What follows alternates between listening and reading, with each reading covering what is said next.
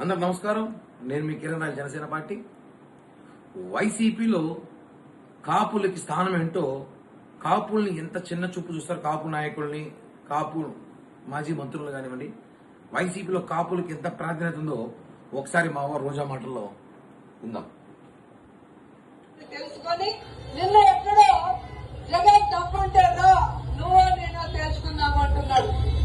జగనన్న దమ్ము ధైర్యం గురించి సోనియా గాంధీని అడుగు, మీ నాన్న చంద్రబాబు నాయుడిని అడిగితే తెలుస్తుంది. నారా లోకేష్ కూడా ఈ సందర్భంగా తెలియజేస్తున్నా, నీకు జగనన్న అవసరం లేదు. ఈరోజు రాష్ట్ర వ్యాప్తంగా ఏ జిల్లాకు వెళ్ళినా మా నాయకులు కల్పిస్తారు. టైం నువ్వు చెప్పు, ప్లేస్ నువ్వు చెప్పు, ఏ ప్రాంతానికి వస్తావో ఆ ప్రాంత నాయకులు రెడీగా ఉన్నారు. అంబటి రాంబాబు గారిని పంపించమంటారు, కురసాల కన్నబాబు గారిని పంపించమంటారు, పేర్ని నాని గారిని పంపించమంటారా, బొత్స సత్యనారాయణ పంపించమంటారా, లేదా మహిళా నాయకురాన్ని పంపించమంటారా?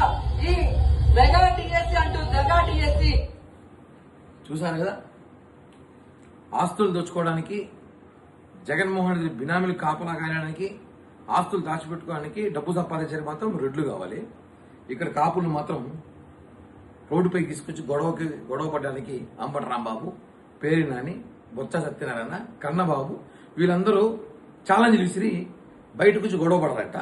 వీళ్ళు రోజా గాని, భాస్కర్ రెడ్డి గాని, కరుణాకర్ రెడ్డి గాని, మిథున్ రెడ్డి గాని, ఇంకో రెడ్డి గాని, సజ్జల రెడ్డి గాని వీళ్ళందరూ కూడా ప్యాలెస్ లో కూర్చొని ఆస్తులు సంపాదించుకోవాలి. వీళ్ళు అక్కడ కాపలా కాస్తున్న కాపు వైసీపీ నేతలు సిగ్గు లేకుండా ఇప్పటికే చూడండి. మీ మాజీ మంత్రి, మీ సన్నిహితుల రోజా ఏం చెప్పింది, వాళ్ళతో ఛాలెంజ్ అంట, అంటే వాళ్ళని బయటకు పంపిస్తుందంట. వైసీపీలో ఉన్న కాపు నేతలతో లోకేష్ గారి ఛాలెంజ్ చేపిస్తుంది.